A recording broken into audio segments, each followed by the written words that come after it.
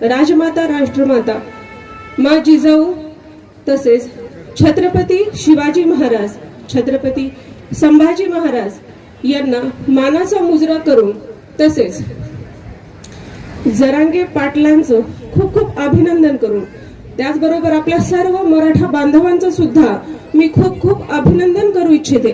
त्याचबरोबर माझ्या सर्व माता आणि भगिनी यांचं सुद्धा खूप खूप अभिनंदन। आता तुम्ही म्हणाल अभिनंदन कशाबद्दल?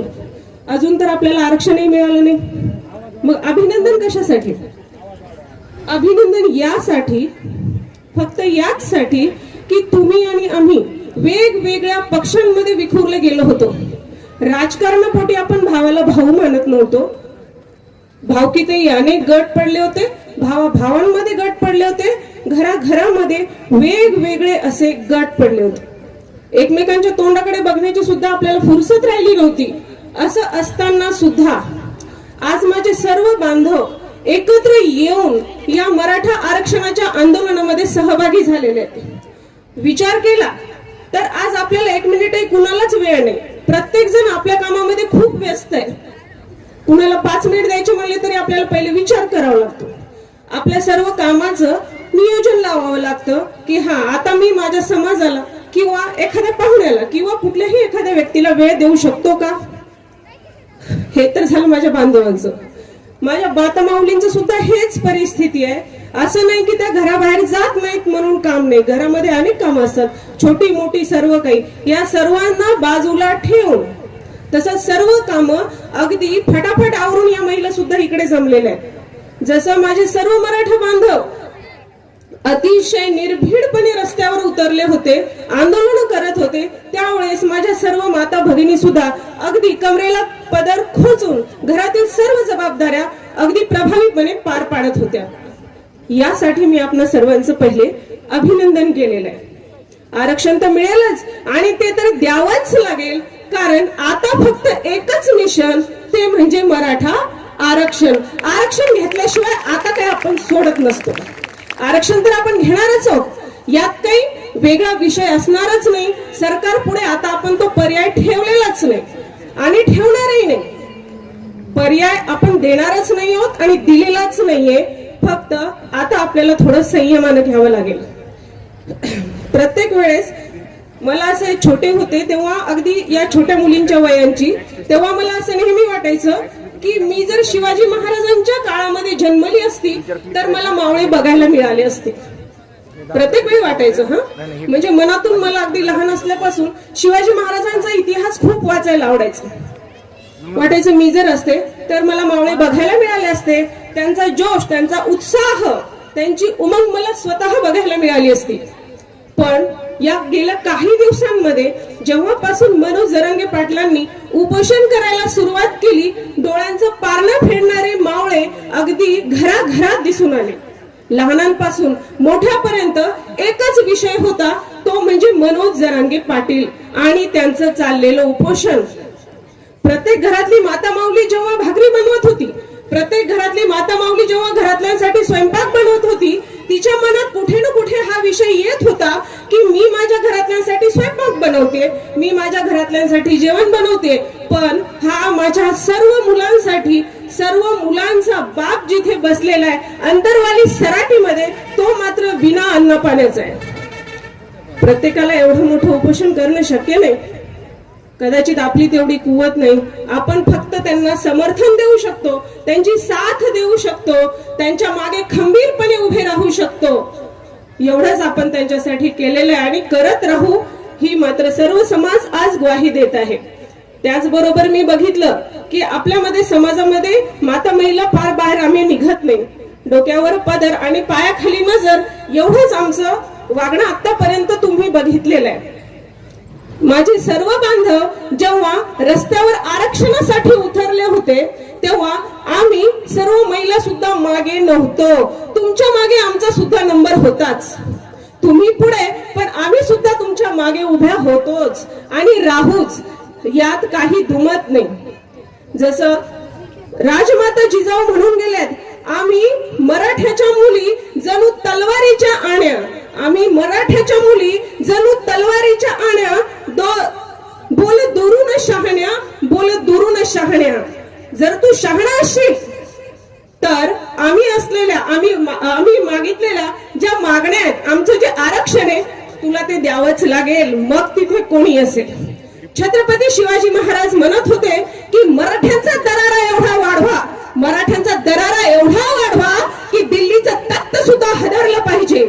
मराठ्यांचा दरारा एवढा वाढवा की दिल्लीचं तख्त सुद्धा हदरलं पाहिजे. आणि आज माझ्या समाज बांधवांनी ते करून दाखवले. अरे प्रत्येक राजकारण्याचं तोंडाचं पाणी पळवले, प्रत्येक मंत्र्याच्या तोंडाचं पाणी पळवले. ही एवढी साधारण गोष्ट नाही, ही एवढी साधारण गोष्ट नाही.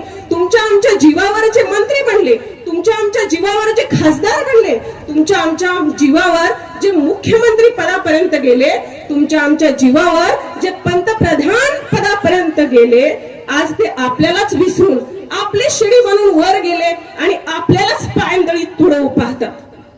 मागे राहू नका, जागे व्हा आणि जागे करा, जागे व्हा आणि जागे करा. भले मी म्हणत नाही प्रत्येक जण हा आर्थिक दृष्ट्या सारखा आहे, कुणी श्रीमंत असेल, कुणी गरीब असेल, कुणी शिक्षित असेल, कुणी अडाणी असेल, पण आज प्रश्न कोण काय आहे याचा नाही. तुमची आमची आता एकच ओळख, ती म्हणजे मराठा आणि फक्त मराठा, फक्त मराठा. याशिवाय दुसरी ओळख आता आम्हाला नको, याशिवाय दुसरी ओळखच आता आम्हाला नको.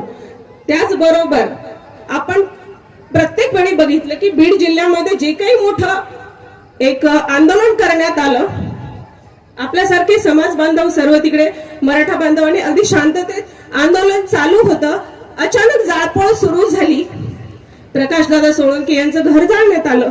ठीक आहे, प्रत्येक वेळेला आपण माता माऊली सुद्धा स्वयंपाक करत करत का होईना, भाज्या निवडत का होईना, प्रत्येक बातम्या बघत होतो, ऐकत होतो. घरातली पुरुष मंडळी काय चर्चा करतात यावर आपला सुद्धा कान होताच. नाही असं नाही, प्रत्येक जण लहान घरातील मुलं सुद्धा अगदी हिरिरीने ऐकत होते की पुढे काय होते, पुढे काय चाललेलं आहे. ही प्रत्येकाच्याच मनात इच्छा होती की आता पुढे काय होईल. प्रत्यक्ष परवा प्रकाशदादा सोळंके यांनी स्वतःहून सांगितलं की या मागे माझ्या फक्त आणि फक्त राजकारणातील विरोधकांचा हात होता.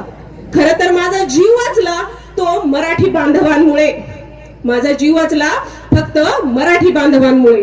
ही आहे मराठ्यांची ताकद. आणि हे म्हणतात की तुम्ही मराठ्यांच्या आमच्या ताटातलं त्यांना देऊ नका, कुणाच्या ताटातलं हिसकून घेण्याची आमची संस्कृती नाही, कुणाच्याही ताटातलं हिसकून घेण्याची आमची संस्कृती नाहीये. अरे दारात आलेल्या याचकाला घासातला घास देण्याची आमची संस्कृती आहे. प्रत्येक वेळेला आम्हीच का अन्याय सहन करायचा. आम्ही पुढारलेले, आम्ही पुढच्या विचारांचे, हो आम्ही पुढच्या विचारांचे आहोत. आम्ही धनाने नाही तर मनाने श्रीमंत माणसे आहोत. प्रत्येक माणूस हा मनाने श्रीमंत आहेच. कोणत्याही मराठ्याच्या घरी जा, तुम्हाला रिकामी पोटी आणि रिकाम्या हाती कोणी पाठवत नाही. प्रत्येक वेळेला आपण आदर हा सत्कार करतोच. मग आज आपण कुणाच्या ताटातले हिसकून घेत नाही आहोत. तो आपला हक्क आहे, तो आपला अधिकार आहे आणि तो आपल्याला मिळालाच पाहिजे. यासाठी आपण सर्वांनी एकत्रित होऊन लढणं हे गरजेचं आहे. ही आपली साखळी आता आपण तुटू द्यायची नाही, ही साखळी आता आपण तुटू द्यायची नाही, तर ती अजून एकत्रित येऊन मजबूत करून दाखवायची. जसं मी तुम्हाला म्हणाल की शिवाजी महाराज म्हणत होते की दिल्लीचं सुद्धा तख्त हादरेल असा मराठ्यांचा दरारा निर्माण करा. तर तो जो आपण केलेला आहे तो आता आपल्याला कायम ठेवायचा आहे. आंदोलन आता मनोज जरांगे पाटलांनी उपोषण मागे घेतलंय, याचा अर्थ असा नाही की आंदोलन थंडावेल. तुमचं आमचं साखळी उपोषण चालूच राहणार. आपल्याला दाखवून द्यायचंय की अजूनही आम्ही झोपलो नाही आहोत, जागेच आहोत आणि तुमच्या छाताडावर पाय देऊन आरक्षण मिळवल्याशिवाय आता आम्ही थांबत नाही, आता आम्ही थांबणारच नाही. परवा अगदी तुमच्यासारखंच मी सुद्धा भाज्या निवडत बघत होते की जरांगे पाटलांशी अगदी त्यांचं उपोषण सोडण्यासाठी सर्व मंत्री वगैरे जमा झाले होते. ठीक आहे, आता शब्दांचे खेळ आपल्यासाठी नवीन आहेत. गनिमी कावा हा आपल्या रक्तात आहे, कुणी शिकवायची गरज नाही. प्रत्येक शब्द हा कसा खेळायचा हा प्रत्येक मराठ्याला माहितीये. प्रत्येक मराठ्याला माहितीये शिवाजी महाराजांचा तेवढा इतिहास आम्ही अभ्यासलेला आहे. तर प्रत्येक शब्दाचे खेळ होत होते. जेव्हा जरांगे पाटील 1000 वेळेस सांगत होते सरसकट हा शब्द, या तुमच्या जे काही तुम्ही न्यायाधीश वगैरे आणलेले आहेत त्यांना सांगा की सरसकट शब्द टाका, पण त्यांनी असा शब्द टाकत होते की रक्ताच्या नात्यांच्या लोकांना आरक्षण देऊ. शब्दांचे खेळ आपल्याला नवे नाहीत. शब्दांचे खेळ आपल्याला नवे नाहीयेत. असे अनेक राजकारणी या मराठ्यांनी घोळून प्यायलेले आहेत.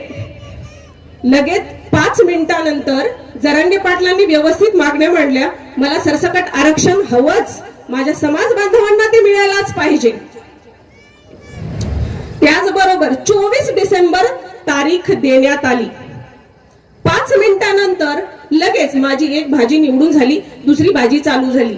एवढ्याच वेळेत सरकारचं बोलणं बदललं, स्टेटमेंट बदललं. डायरेक्ट काय म्हणतात की तुम्ही 24 डिसेंबर नाही 2 जानेवारी तारीख दिली. किती? 2 जानेवारी. त्याचबरोबर सरसकट हा शब्दच नाही.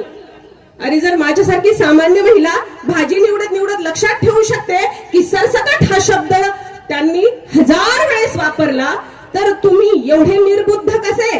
अरे मी शिक्षिका आहे, माझ्या वर्गातला पहिलीचा विद्यार्थी सुद्धा एवढा अभ्यास करत नाही, एवढा अभ्यास आपलं सरकार करते. किती अभ्यास करतं आणि कितीदा नापास होतं त्यालाच माहिती. एवढा अभ्यास केला असता तर बारकी मुलं सुद्धा राजकारणात आतापर्यंत एक्सपर्ट झाली असती. त्याचबरोबर आपण प्रत्येक वेळेला पाहिलं की माता माऊली या सर्व तुमच्या आरक्षणात तुमच्या बरोबर आहेत. ते आरक्षण तुमचं आमचं न म्हणता आपल्या सर्वांचं हे आरक्षण, आणि ह्या आरक्षणाचा लढा चालूच राहील. आता प्रश्न येतो या पुढच्या पावलाचा. या पुढचं पाऊल सुद्धा आपल्याला जरांगे पाटलांनी सांगितलेलं आहे की आपण शांततेतच आंदोलन करू. आतापर्यंत ही जी आंदोलनं झाली, आतापर्यंत प्रत्येक आंदोलन झालं, याला आक्रमक वळण आपण दिलं नव्हतं. कुणीतरी समाजकंटक येऊन त्यामध्ये तिळा कालवून गेले आणि तुमचं आमचं नाव बदनाम केलं. यापुढे अशा समाजकंटकांना चांगला धडा शिकवायचा आणि आपल्यामध्ये त्यांना सामील होऊ द्यायचं नाही.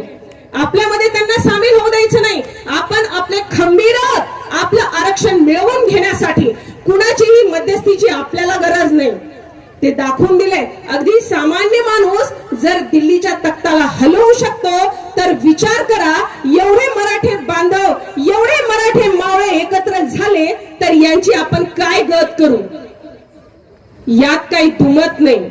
त्याच नंतर आता या पुढच्या लढाईत आपण सर्व आपल्या बांधवांबरोबर आहोतच.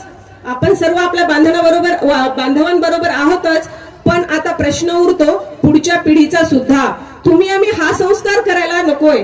माझ्या बालपणी मी असं ऐकलं होतं, शिवाजी जन्माला यावा पण तो शेजाऱ्याच्या घरात. अरे मी म्हणते शिवाजी जन्माला घाला तो आपल्याच घरात, शेजाऱ्याच्या का म्हणून?